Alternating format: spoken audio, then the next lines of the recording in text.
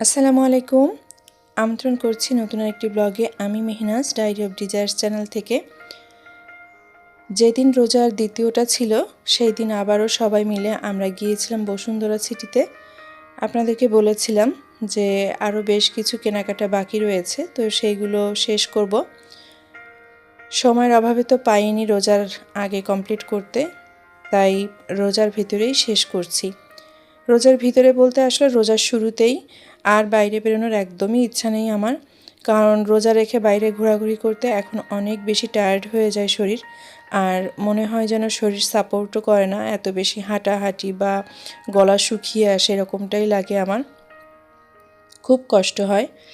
তো এই কারণে রোজার দ্বিতীয় দিন আবারও গিয়েছিলাম বসুন্ধরা সিটিতে। যে জিনিসগুলো কেনা হয়েছিল না তার ভিতরে মূল যে কেনাকাটা ছিল আমার শাড়ি ছিল। মূলত আমার শাড়ি কিনবো। তো প্রথমেই বসুন্ধরা সিটিতে ঢুকেই আমরা আসরের নামাজ পড়ার জন্য নামাজের জায়গা খুঁজে নিলাম। এখানে ওয়াসিফ আর ওয়াসিফের বাবা নামাজ পড়বে। পুরুষদের নামাজের জায়গা এটা লেভেল 6, আর মহিলাদের হচ্ছে বসুন্ধরা সিটির লেভেল 4-এ। তো আমরা আবারও লেভেল 4-এ নেমে যাচ্ছি, আমি আর আমার মেয়ে। এখানে গিয়ে আগে আমরা আসরের নামাজটা আদায় করব। যেখানেই যাই না কেন আগে আসলে চিন্তা থাকে যে নামাজ পড়া যাবে কিনা, নামাজের জায়গা আছে কিনা, এটা মাথায় রেখেই বাইরের কাজগুলো সেরে নিই। তো আপনারা সবাই কেমন আছেন? আশা রাখছি সবাই সুস্থ থেকে ভালোভাবে রোজাগুলো পালন করতে পারছেন।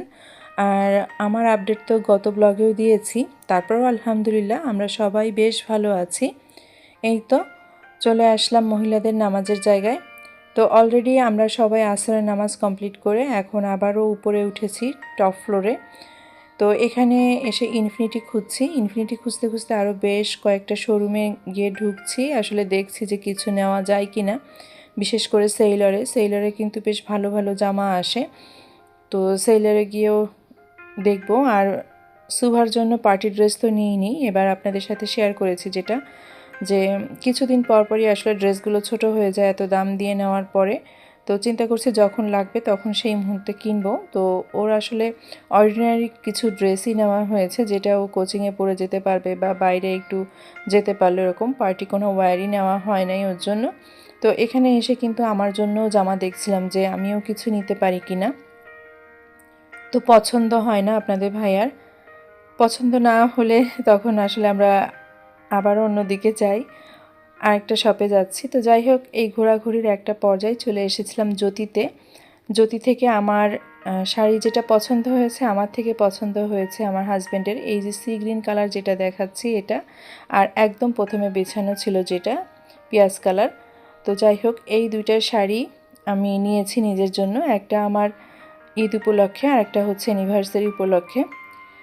তো অ্যানিভার্সারিটা দেখা যায় যে রোজার পরপরই পড়ে যায়, গত বছর রোজার ভেতরেই পড়েছিল। তো আসার পথে আমরা জাস্ট অল্প কিছু কেনাকাটা বাকি ছিল, তো সেই কেনাকাটাগুলো কমপ্লিট করে তারপরে বাসায় আসার পথে বিরিয়ানি কিনে নিয়ে এসেছিলাম কাচ্চি। তো সেটাই আসলে ইফতারিতে খেয়ে নিচ্ছি, নামাজটা পড়েই আমরা খেতে বসেছি। তো শাড়ি কিন্তু আমরা ওই দিন আনতে পাইনি, যে কারণে আনতে পাইনি সেটা হচ্ছে যে শাড়ির যে ব্লাউজ আমি জ্যোতিতেই বানাতে দিয়েছিলাম, এবার হচ্ছে যে ব্লাউজের ইনারটা জ্যোতি কোম্পানি থেকেই প্রোভাইড করছে। তো যার কারণে রোজার যখন 6-7টা হবে তখন ওনারা বলেছিল যে তখন এসে যেন শাড়িগুলো নিয়ে যাই। তাছাড়া শাড়িতে ফলস লাগানোরও দরকার ছিল, এই ধরনের সিল্ক কাতানগুলোতে কিন্তু একটু ফলস না লাগালে কিন্তু হয় না। তো ব্লাউজ বানানো, ফলস লাগানো, তারপরে শাড়ির আরও কিছু কাজ ছিল, সেগুলো দিয়ে টিয়ে প্রায় 6-7টা রোজায় শাড়িটা আনা হয়েছিল। তো এই কারণে আমি ভিডিওটা এইটার সাথে আমি অ্যাড করে দিয়েছি। তো আপনাদের কাছে এখনও লাইক চাইনি, যাদের কাছে আজকের ব্লগটা ভালো লেগে যাচ্ছে তো প্লিজ মনে করে একটা লাইক দিয়ে দিবেন। আপনাদের একটা লাইকই কিন্তু আমার এই ব্লগগুলিকে শেয়ারের কাজ করে এবং আরও অসংখ্য আপু আন্টিদের মাঝে পৌঁছে দিতে সাহায্য করবে। প্রথমে যে শাড়িটা আপনাদের সাথে শেয়ার করছি, এই শাড়িটার নাম হচ্ছে মুগা সিল্ক। তো এটা এখন বেশ ট্রেন্ডিংয়ে আছে। আর আমি ব্লাউজটা খুলে দেখছিলাম যে আসলে আমি যে ধরনের ব্লাউজ কাটিং পরি বা যেভাবে দিয়ে এসেছিলাম সেটা সেভাবে করেছে কিনা। তো দেখলাম যে না, আলহামদুলিল্লাহ ব্লাউজ ঠিক আছে। আর এই শাড়িগুলো কিন্তু ইন্ডিয়ান শাড়ি। আমি মোটামুটি ইন্ডিয়ান শাড়ির প্রতি খুব বেশি দুর্বল। ইন্ডিয়ান শাড়ি 3 পিস আমার খুবই ভালো লাগে। তো এই শাড়িটা হচ্ছে আপনাদের ভাইয়া পছন্দ করে নিয়েছে, পিঁয়াজ কালার, এবং এটার পুরো অল ওভার শাড়িতে এই ধরনেরই কাজই রয়েছে। আপনাদের কাছে কেমন লেগেছে একটু জানাবেন। আর এটার প্রাইস ছিল 6150, এরকমটাই ছিল। তো শাড়িতে ফলস লাগানো শেষ, ব্লাউজ বানানো শেষ। ওনারা বলেছিল আমি যেন পেটিকোটটাও ওনাদের ওখান থেকে নেই, কিন্তু পেটিকোটটা নেইনি, কারণ আমাদের দেখা যায় যে একই ধরনের একই কালারের পেটিকোট থেকে যায় বাসায়। ব্লাউজটা তো বানাতেই হয়, ওটা শাড়ির সাথে পরতে হয়, যার কারণে পেটিকোটটা দেওয়া হয়নি।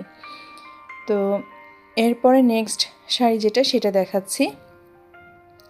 সেই শাড়িটার নাম হচ্ছে কানি সিল্ক। তো কানি সিল্কটাও খুব বেশি পছন্দ হয়েছিল আপনাদের ভাইয়ার, আমারও ভালো লেগেছে।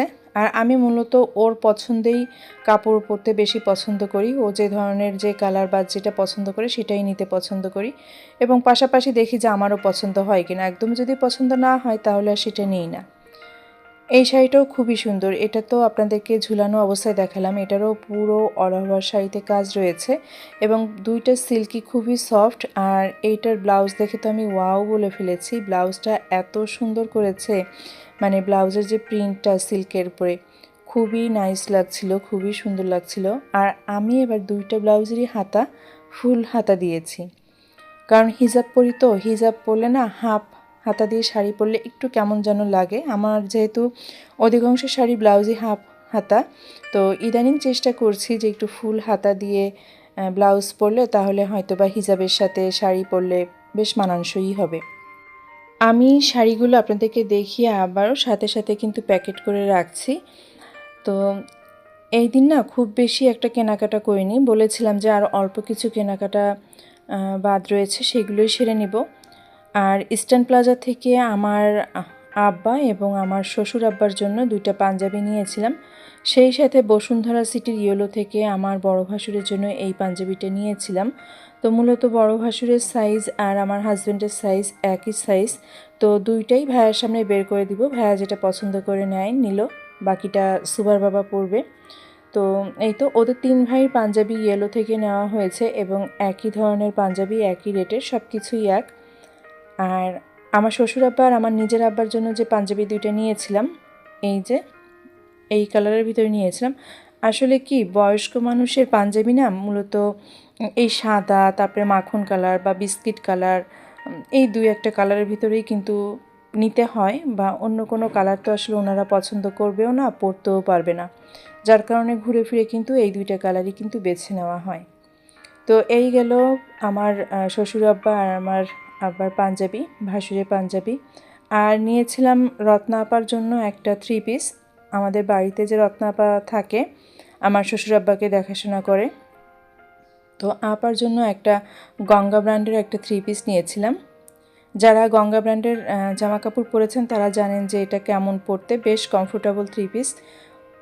ওড়নাটা ছিল সিল্কের উপরে, আর সালোয়ারটা ছিল কটনের ভেতরে, আর জামাটাও ছিল, এটাকে কি একটা সিল্ক বা কটন বলে যেন, বেশ ভালো লাগে, সফট একদম। তো জামাটার উপরে, বুকের উপরে আর হচ্ছে যে নিচে, এই দুই জায়গায় এমব্রয়ডারি করা কাজ ছিল। আমার কাছে কালার কম্বিনেশনটা বেশ ভালো লেগেছে, তার কারণে আমি রত্না আপার জন্য এই 3 পিসটা নিয়ে নিয়েছি। তো ঈদে বলতে পারেন যে আর তেমন কিন্তু কারোর জন্য কোনো কিছু কেনাকাটা করা হয় নাই, এই অল্প কিছুতে সীমাবদ্ধই রেখেছি। আর মূলত যাদেরকে যা দিয়েছি সেগুলো টাকা দিয়ে কাভার করেছি। কিছু কিছু জায়গায় টাকা দিলে হয়, কারণ নিজেদের পছন্দ অনুযায়ী করলে হয়তো বা তাদের পছন্দ হবে না, এই কারণে সেই সব জায়গায় টাকা দেওয়ার চেষ্টা করি। এইটা হচ্ছে আমার ওয়াসিফের পার্টিওয়ার পাঞ্জাবিটা। আপনাদের বলেছিলাম যে ওয়াসিফের পার্টিওয়ার পাঞ্জাবিটা ইনফিনিটি থেকে নেওয়া ছিল, সেটাই আপনাদের সাথে শেয়ার করছি। তো এই পাঞ্জাবিটা আসলে গত বছর কোরবানি ঈদের আগে নেওয়া হয়েছিল, কিন্তু ওয়াসিফকে পরানো হয়নি, কোনো একটা কারণে পরানো হয় নাই। বাচ্চারা ঘুম থেকে উঠেছিল না, দেরি হয়ে গেছিল, পরে আর পরানো হয়নি, সেই অবস্থায় থেকে গেছে। তো এটা চিন্তা করছি এই ঈদে বের করে দিব। আচ্ছা, আর ইফতারির জন্য ঝটপট যে আয়োজন করেছিলাম সেটা ছিল ফ্রাইড রাইস করেছিলাম, আর হচ্ছে যে মেরিনেট করে যে চিকেনটা ডিপ ফ্রিজে রেখেছিলাম সেটা বের করে এখন আমি ফ্রাইড রাইসের সাথে এটা ফ্রাই করে নিব। তো এইটা হচ্ছে যে তার পরের দিনের ইফতারি পার্টি আমি চলে গিয়েছিলাম। আপনাদেরকে তো বলেছিলাম যে যে সময় এই ভিডিওটুকুন আমি আপনাদের জন্য করছি আর আজকে ব্লগে শেয়ার করছি, তখন কিন্তু আমার শরীরের অবস্থা অনেক বেশি খারাপ ছিল, যার কারণে কিন্তু পুরো প্রস্তুতিটা আমি আপনাদের সাথে শেয়ার করতে পারিনি। জাস্ট যখন হয়ে গেছে তখন ফাইনাল লুকটাই আপনাদের মাঝে শেয়ার করছি। আমার ফ্রাইটা হয়ে গেছে, এখনই নামাবো। তো আজকের ব্লগটা যারা নতুন দেখছেন, যারা আমার চ্যানেলটা নতুন ভিজিট করছেন, আপনাদের কাছে রিকোয়েস্ট রইল, ব্লগের কোথাও কোনো অংশ ভালো লেগে গেলে প্লিজ আমার চ্যানেলটিকে সাবস্ক্রাইব করে আমাকে সাপোর্ট করতে পারেন। পাশে থাকা বেল আইকনের অল অপশনটা সিলেক্ট করে দিলে নোটিফিকেশনে ডায়েরি অফ ডিজায়ার্স চ্যানেল থেকে নিত্য নতুন লাইফস্টাইল ব্লগগুলো পৌঁছে যাবে, চাইলেই কিন্তু দেখে নিতে পারেন। তো এখন ফ্রাইড রাইসের সাথে কয়েক টুকরো শসা কেটে নিয়েছি আমি, আর চিকেনগুলো দিয়ে আমি খাবারটা সার্ভ করে দিচ্ছি। তো এটা যেদিন আপনাদের সাথে শেয়ার করছি এই দিন কিন্তু আমার একটা পার্সেল এসেছিল, আর আপনাদের ভাইয়াও বেশ কিছু বাজার করে নিয়ে এসেছিল, তারও কিছু টুকটাক অংশ আমি রেখেছি। রোজা ইফতারি সেহরি তো আপনাদের ভাইয়া তেমন কিছু খায় না, খুব লাইট খাবার খায়। তবে এই বছরটা আমি ভাত খাচ্ছি বা দু একদিন সালাদ খেয়েছি, ভাতই খাচ্ছি বলতে পারেন। আর সুভার বাবা খেজুর বা সালাদই খায় বেশি। তো এই যে এখানে কিছু আঙুর ধুয়ে নিয়েছি আমি, আর কয়েকটা খেজুরও ধুয়ে রেখেছি।